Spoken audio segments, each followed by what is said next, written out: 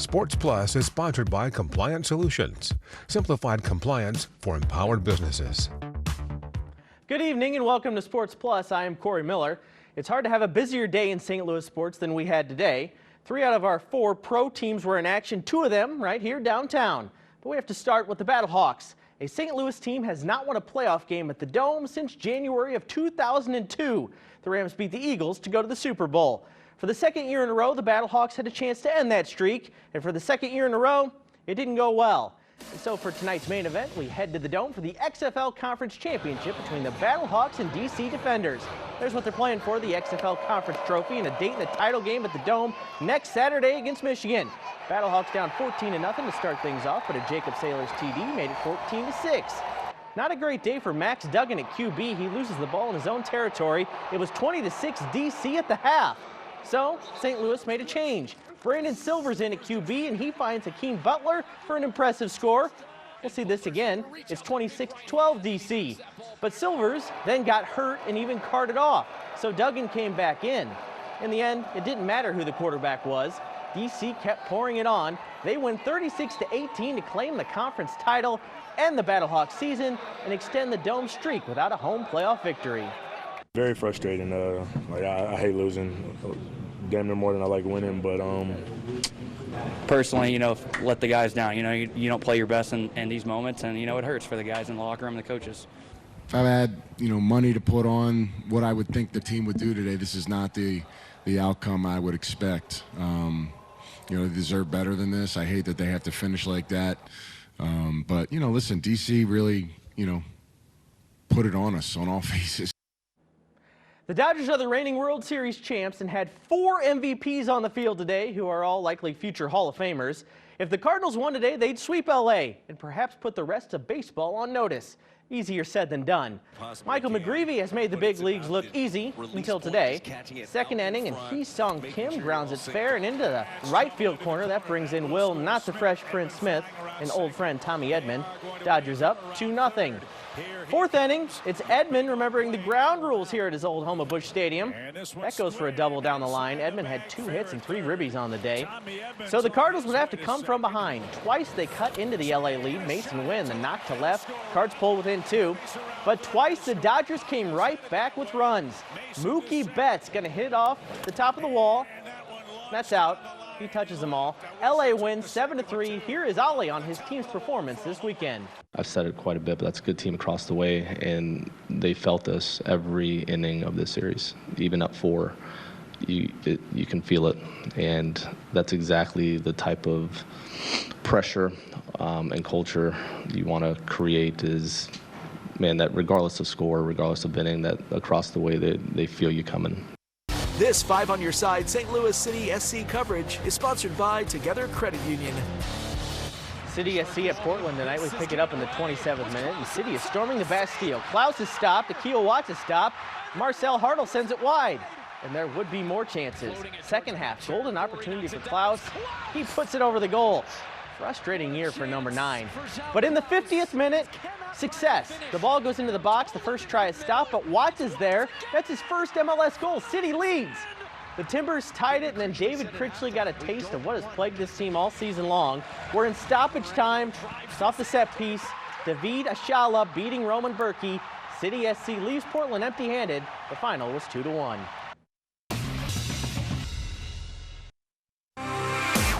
This Sports Plus conversation is sponsored by your Quality Ford dealers. Ford F-Series, America's best-selling trucks for 47 years. Well, he couldn't go 2-0 to start his tenure at the head of City SC, but there is no doubt there's been a culture shift since David Critchley took over. Earlier this week, I got to know the new head coach in town in his first one-on-one interview since taking the reins. My conversation with City SC's new man in charge is tonight's Sunday Conversation.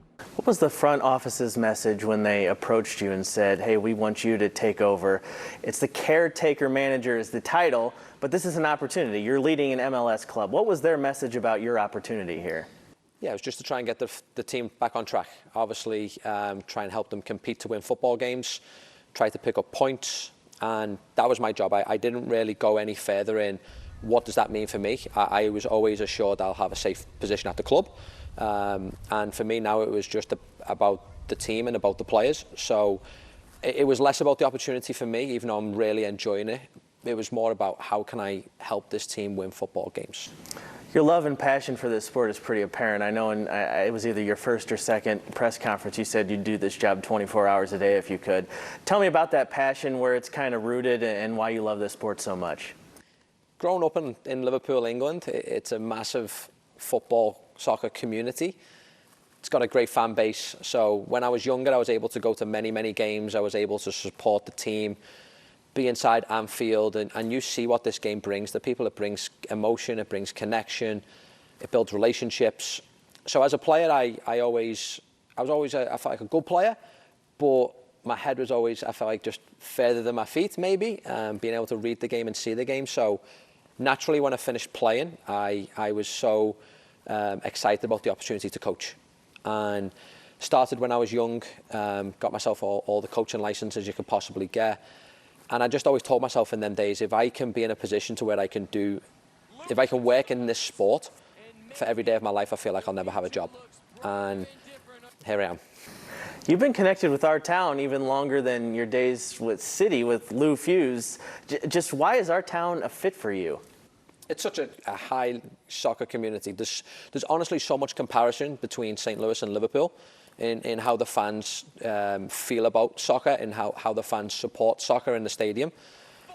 For me, I said this last week, I feel like that stadium, Energizer Park, is the best stadium in the MLS. I feel like Anfield is the best stadium in the Premier League. There's a lot of comparisons in this city with how these guys are passionate, high energy, and that then translates to how these teams want to play football as well. So just a great soccer community, and I've enjoyed every moment since I've moved here.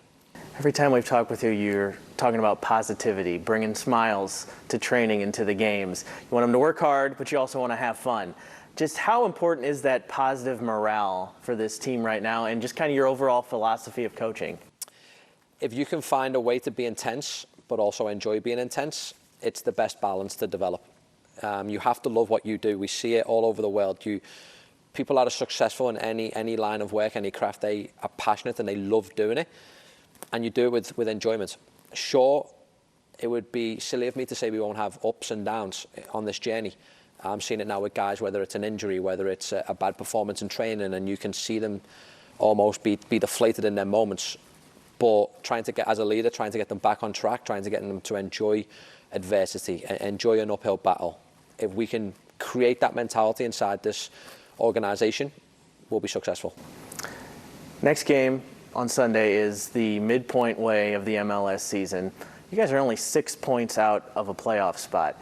How much just kind of drive to make the postseason is a legitimate thought in this room with you for the club? How reasonable of an expectation is that right now? It should be reasonable because these guys, like you said, we're midway through the season. Mathematically, we can still compete for the playoff spot. So our objective now, why we can mathematically do it, is to believe we can do it and show up every week on the training field, every day on the training field, every week on the game field, show up with that mentality of we're here to try and compete for the playoff spot and we're here to try and get this club playing in the postseason.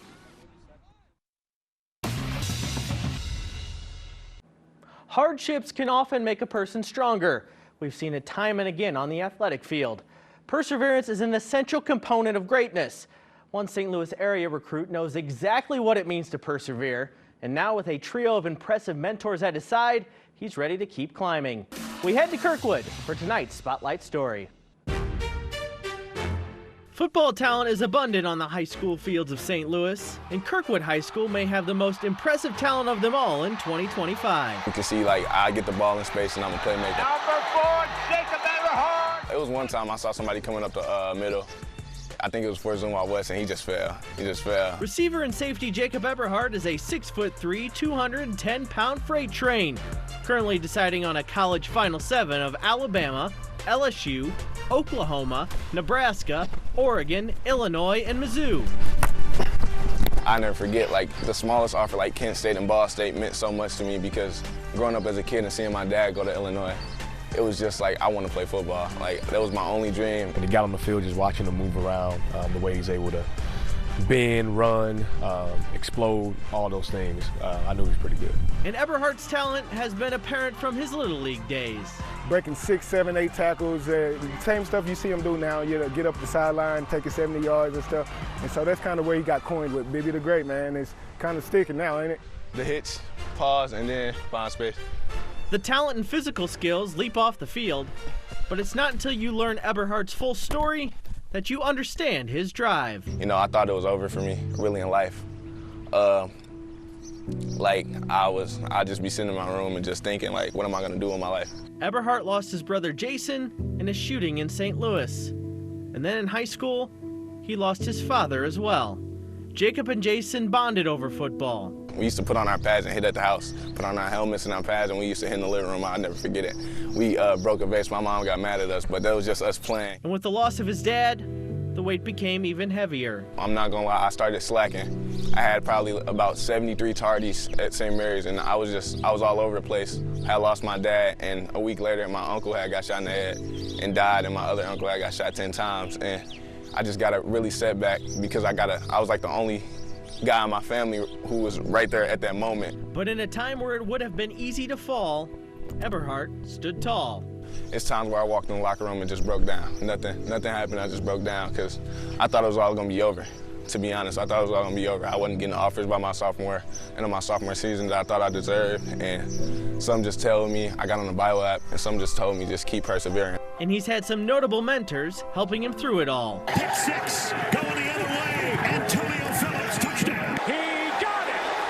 Unbelievable catch by Jeremy Macklin. And Marcus Golden is gonna reach for the touchdown. His brother Antonio played at Ball State and in the XFL. My brother's there to keep me disciplined. He's hard-headed.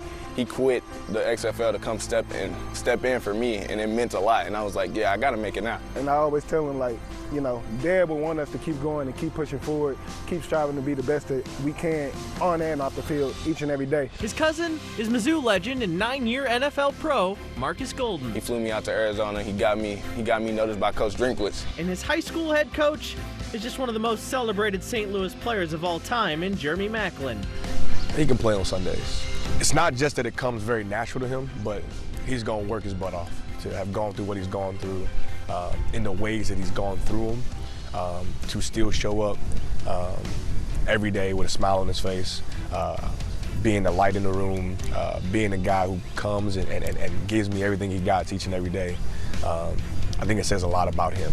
There aren't many recruits who have a trio of role models like that. We all just feed and pour into him, and it's good because he gets 3 different perspectives also.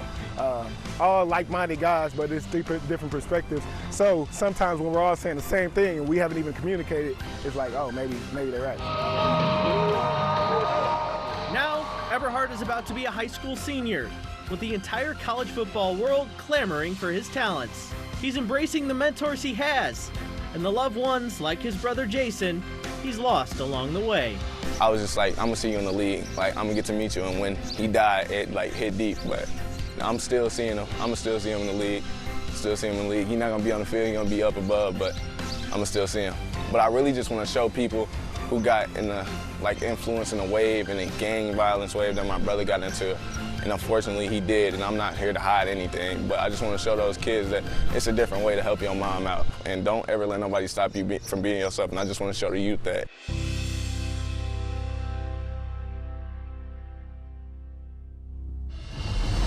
The Sports Trailblazer of the Week is sponsored by Don Brown Chevrolet, the home of the Don Brown deal. High school state titles on the tennis court are rare in the Metro East. Andy Moeller has a spotlight on 2 Trailblazers from Triad who beat the odds. This week, Ethan Stewart and Joe Cass did what they've done many times before. Hit tennis balls. Tennis is a sport you can have with you for the rest of your life, and I love the sport. Tennis will always be a part of my life, no matter where I go. The only telltale sign that made this day different was Joe's slight limp. But that's a key part to what makes this story one for the history books. Just a few days earlier, the pair was capping their season for Triad, trying to improve on a 3rd-place finish at state in 2024. Despite the rarity of champions coming from downstate, Joe and Ethan moved into the semifinals. After that third match and how well we played, we knew that we could definitely take it the distance. It was in that match that this story of determination became one of inspiration, too. With the match tied at 4-4 in the deciding third set, Joe experienced a first in his tennis career. He got hurt. I kind of slide into a forehand, and I hit a crack on the court, and I roll my ankle. And I had to take an injury timeout. My first thought was a forfeit. It was just absolutely terrifying to see him hit the pavement the way he did. Whenever Joe got up, started running, I knew that he was going to finish it out because he was a warrior. I was definitely, I walked back onto the court expecting, I'm going to push these guys as much as I physically can. Joe fought through, and he played really well on one ankle. When we held my serve at love, that was incredible. I think that's when we really realized, shoot, this plan could actually work for us. Winning in a tiebreak meant the duo would be facing the undefeated defending champions from Chicago U-High that beat them in last year's semifinals. And Joe would be trying to play on an ankle that looked like this. We talked a little bit with the trainer there. He recommended the pool, so that night we got to the hotel. I was just walking around in the pool. It was a little awkward. Yeah, not high hopes going in. You hope for the best, but luckily they're young and made of rubber. And so a story that could likely have been filmed in Hollywood actually played out in suburban Chicago. We won 2 or 3 games with an injured ankle, but now we have to win a whole match against the defending champions. We have to finish this match. We are competing at the highest level right now on 3 ankles. Coaches from all over the state kept coming up to me and they're like, "What's happening?" Come on, Joe. I'm like, a miracle, that's what. The straight set victory by Stewart and Cass did not have a dramatic soundtrack or embellished ending. There was a Gatorade bath, but it was actually for Joe's ailing foot. 2 days later, they were back on the courts in Troy. For Ethan, he had played his final high school match, but for both, the run to a title is something they'll carry forever. He's a great guy to be around. He's fun, he's playful, but whenever we need to lock in, he's great at doing that. It's just awesome when I'm able to be on the court with Ethan. And they both did their jobs. It's pretty amazing. For Sports Plus, I'm Andy Moeller.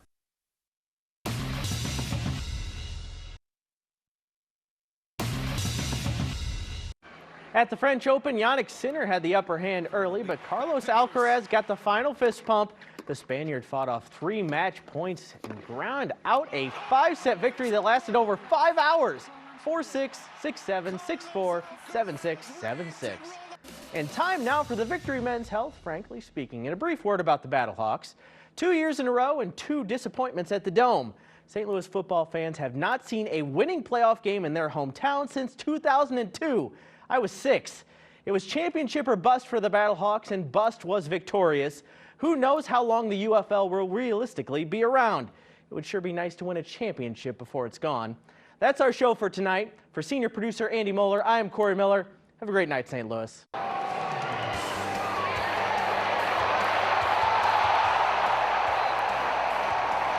Let's go, Battlehawks!